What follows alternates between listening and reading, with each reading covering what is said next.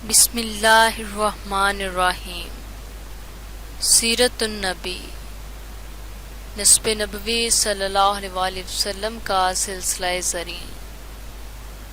فہر بن مالک بن نضر۔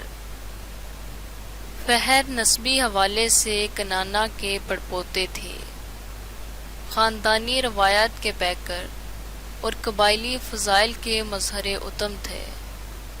قوت و طاقت وراثت میں ملی تھی اور شجاعت و بہادری جسم و جان میں سرایت کیے ہوئے تھی۔ بڑے سے بڑا دشمن بھی زور بازو کی تاب نہیں لا سکتا تھا اور میدان چھوڑ کر بھاگ جاتا تھا۔ یمن کا حکمران حسان ایک جاہ طلب، توسیع پسند اور شان و شوکت کا دل دادا متکبر شخص تھا۔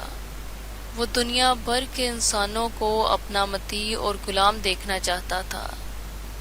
اس کے مزاج میں اتنی رعونت اور طبیعت میں اس قدر خشونت تھی کہ اہلکاروں کو نگاہ اٹھا کر دیکھنا بھی گوارا نہ کرتا تھا۔ دماغ میں فطور آیا اور ذہن میں یہ سودا سمایا کہ یمن میں ایک مرکز ملت قائم کرنا چاہیے، جہاں دنیا بھر کے لوگ حاضر ہوں اور اسے سلام کریں اور اپنا مقتدا و خدا مانیں۔ اس کی نظر خانہ کعبہ پر مرکوز ہو گئی۔ وہ سوچنے لگا کہ لوگوں کو اس گھر کے ساتھ والہانہ عقیدت ہے۔ اگر اس کے اینٹ پتھر اکھاڑ کر یمن میں لائے جائیں اور پھر انہیں چن کر اثر نو ایک گھر بنا دیا جائے، وہ عوام کا مرجع اور مرکز عقیدت بن سکتا ہے، اور یوں لوگ مکہ جانے کے بجائے ادھر آ جایا کریں گے۔ یہ سوچ کر اس نے مکہ پر چڑھائی کا فیصلہ کر لیا، فوج لی اور کعبہ کو ڈھانے کے لیے روانہ ہو گیا۔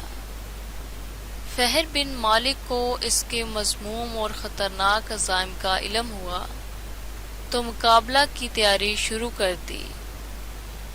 قرب و جوار میں آباد قبائل کو اکٹھا کیا اور میدان میں آ گئے۔ زبردست جنگ ہوئی، جس میں فہر نے جوش و جذبہ اور قوت بازو کے خوب جوہر دکھائے اور بڑی ہوشمندی اور شعور و تدبر کا مظاہرہ کیا۔ جنگی حکمت عملی سے کام لے کر دشمن کو شکست پاش دی۔ حسان کو گرفتار کر لیا۔ وہ 3 سال تک جنگی قیدی رہا، پھر فدیے دے کر آزادی حاصل کی، مگر یمن پہنچنے سے پہلے ہی مر گیا۔ اس کامیابی نے فہر کی نیک نامی اور اچھی شہرت میں بے حد اضافہ کیا، اور تمام عرب نے اس کی سیادت پر اجماع کر لیا۔ اس طرح وہ بلا شرکت غیر سب کا حکمران بن گیا۔ بعض مورخین کا خیال ہے کہ اسی اجماع نے اس کو قریشی بنا دیا تھا اور سب سے پہلے اس کو یہ لقب دیا گیا، لیکن محققین کے نزدیک زیادہ ثقہ اور مستند بات یہ ہے کہ لقب قریش فہر کے دادا نضر کو دیا گیا تھا۔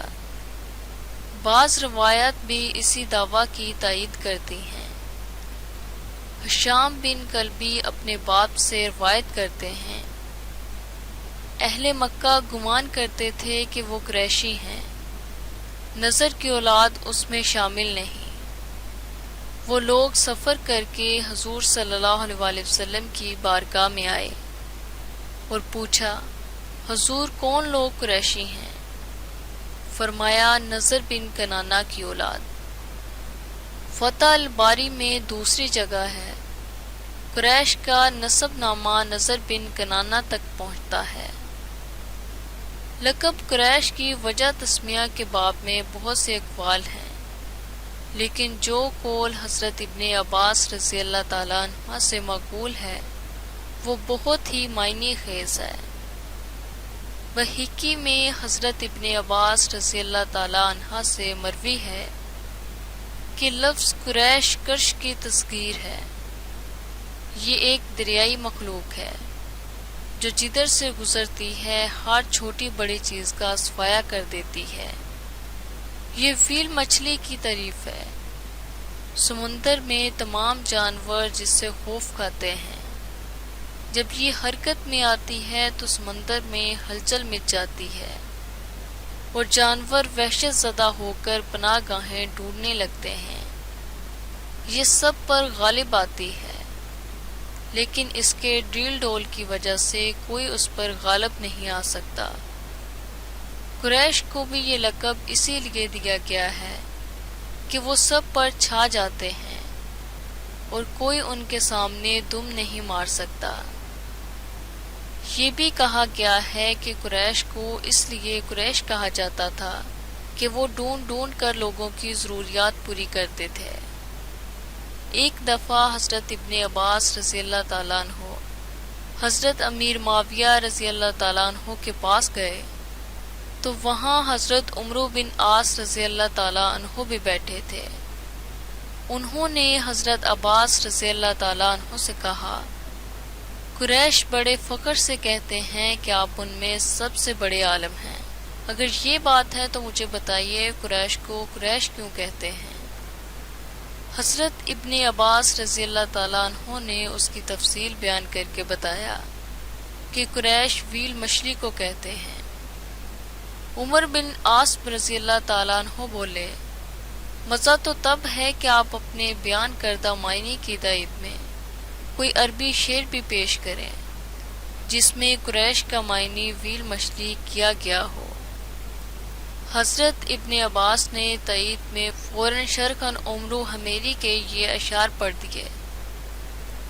قریش ایک مچھلی ہے جو سمندر میں رہتی ہے اور چھوٹی موٹی ہر چیز کو کھا جاتی ہے اور کسی پر والے کا رگو ریشہ تک نہیں چھوڑتی۔ قریش کو بھی اس لیے یہ لقب دیا گیا۔ اسی طرح شہروں میں قبیلہ قریش ہے جو تمام شہروں کو تیزی سے کھا جاتا ہے، اور ان میں آخر الزمان نبی پیدا ہوگا جو ان کے تکبر کو زخمی اور ان کے ظلم و انکار کو قتل کر ڈالے گا۔ حضرت اکرمہ رضی اللہ تعالیٰ عنہ بیان کرتے ہیں، قریش دور جاہلیت میں صلہ رحمی اور رشتے ناطے کی پاسداری کیا کرتے تھے، لیکن جب نبی اکرم صلی اللہ علیہ وآلہ وسلم نے انہیں اللہ کی طرف بلایا تو مخالفت پر اتر آئے اور نسبی رشتے کو بھی بلائے طاق رکھ دیا۔ انہیں اس کی سزا جنگ بدر میں یوں ملی کہ کثرت سے ان کے افراد زخمی اور قتل ہو گئے۔ شکریہ۔